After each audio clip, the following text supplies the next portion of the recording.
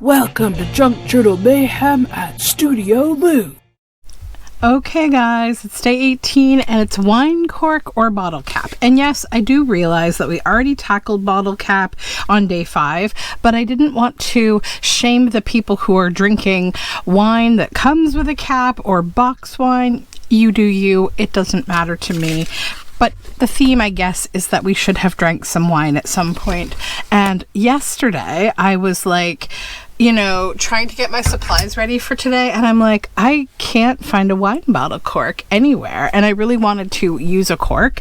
So I was telling my husband, he's like, well, we do have a bottle of Dark Apothic in the kitchen that, we could drink all of.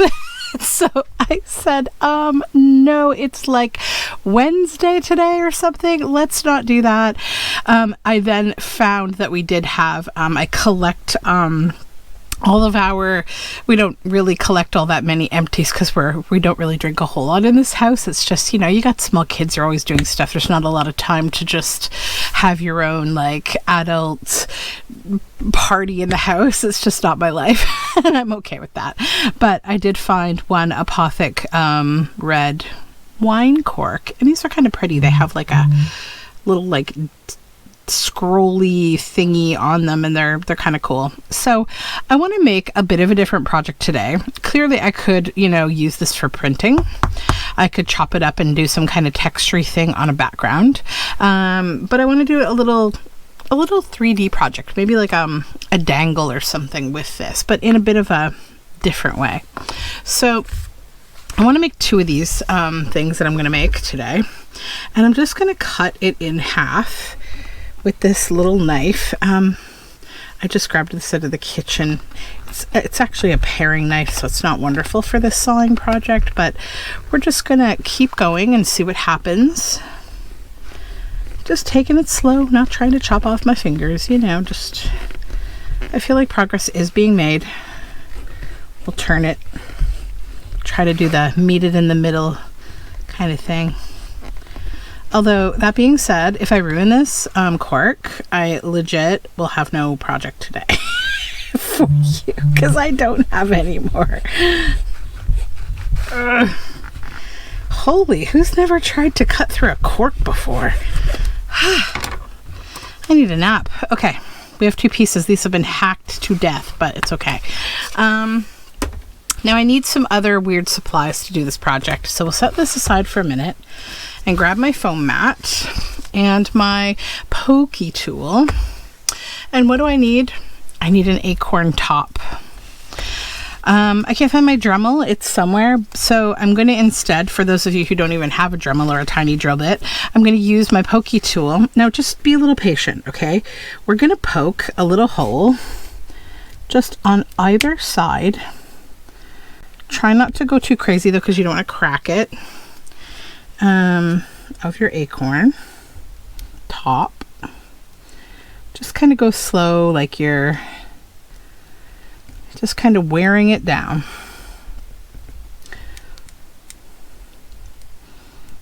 Okay, I think we're through. We are through. Okay, good. And you don't got to go super huge or anything, just enough to have a little hole there. Okay, so then the next thing I'm going to do is take some waxed linen. And I need a piece about this long, 6 to 8 inches long. And then we're going to do the Herculean task of threading this needle with waxed linen. Never my favorite job, because these things love to, they're waxed so they don't split, but then they're chunky so they don't like to go through these tiny needle holes. There we go. Okay, so from the top, go into one hole, and then just kind of as your needle head goes through and it's a little bigger, just give it a little wiggle, but don't be too aggressive, because again, you don't want to break this.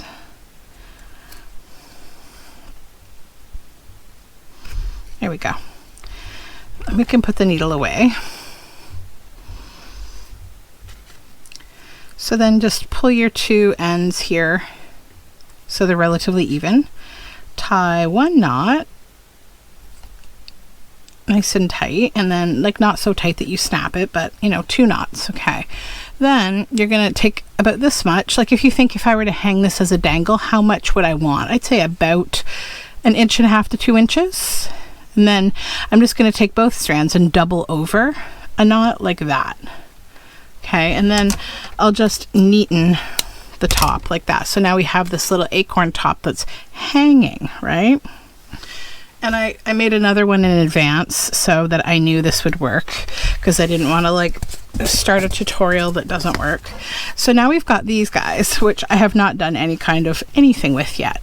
So my idea here is I want to create kind of like little bird houses. So find a spot to just create that hole that the bird would go into. And then I think if I had yeah, I do. Okay. I think we need a way to create a bit of a bigger hole. And I'm trying to see if this might do that. If I just poke it in and turn it. It doesn't have to go all the way through. We're just trying to make a hole like that. And you don't got to go super deep. What we're trying to do is just focus on the girth of the hole, the circumference, right? Then I'm going to go in and kind of clean it out a little if I can. Maybe with this. I need like a, there it is, a tweezer. That's what I want. I want a tweezer to pull out the remaining cork bits and bobs just to define the hole a little better. Can I get that off? Let's see. You know, so it's like a little bit of a carving process. You're kind of trying to chip out a little of this cork. Now, this cork is not real cork. It's synthetic cork. It's the reality of the cork. So cork trees are, I believe, endangered, you know. So these days a lot of wine is not actually bottled and corked with a cork made from cork. This is a little messy. You're going to be making a little bit of a mess with this little pieces of cork. Stuff's really hard to, it's harder than normal cork to carve, which was an unexpected aspect of this, because I had no way of knowing if this would be real cork or not real cork. But what I need next is a black marker, a little micron marker to just create shadowing in the hole. So see this? It's already going to define your hole a lot better because you've got ink in there now. So now you really see the hole, right? So let's do the other one. Probably there. Gonna sort of start it off with the pokey tool. Then we'll go in with the scissor just to widen it a little.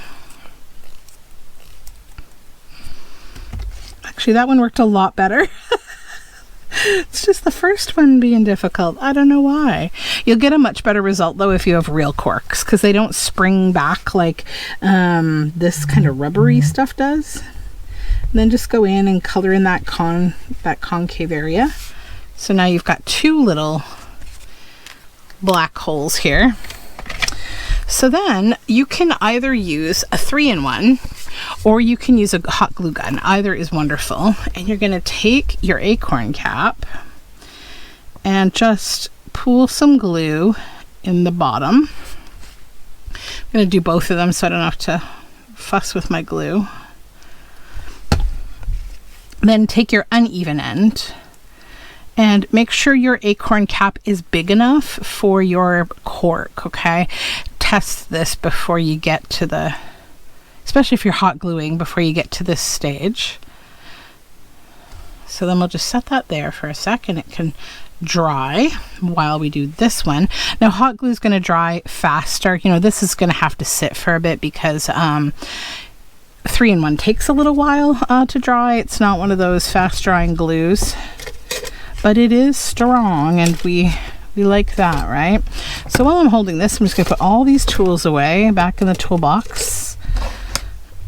Okay, let me show these to you. So this is a pretty easy little project, but imagine, you know, these hanging from your book spine. If you're doing a bird book or a nature book or anything like that, look how cute, just a little birdhouse. And you know, you can draw on here little lines for wood. You could put a little perch there by taking a toothpick, which we've also used in this challenge. I don't have one, or I would do this right now. Poke a hole beneath your hole, and you could put a little glue there and pop a toothpick in, trim the end off so it's not sharp, and it would be like the little perch the bird would land on. Oopsie. And you know, you can draw like lines on it to look like wood. You can rough up the bottom, or you could add dry moss to it. You know, this kind of project would also be really fun, not even as a spine dangle, but like in a little box if you're doing like little tins, or you're doing like mixed media boxes or something. Yeah, so just little birdhouses. That is my project for today, and I hope you enjoyed it. I know it was a little quick one, but they don't all have to be crazy, right? So I will talk to you again soon. Have a good day, and bye for now.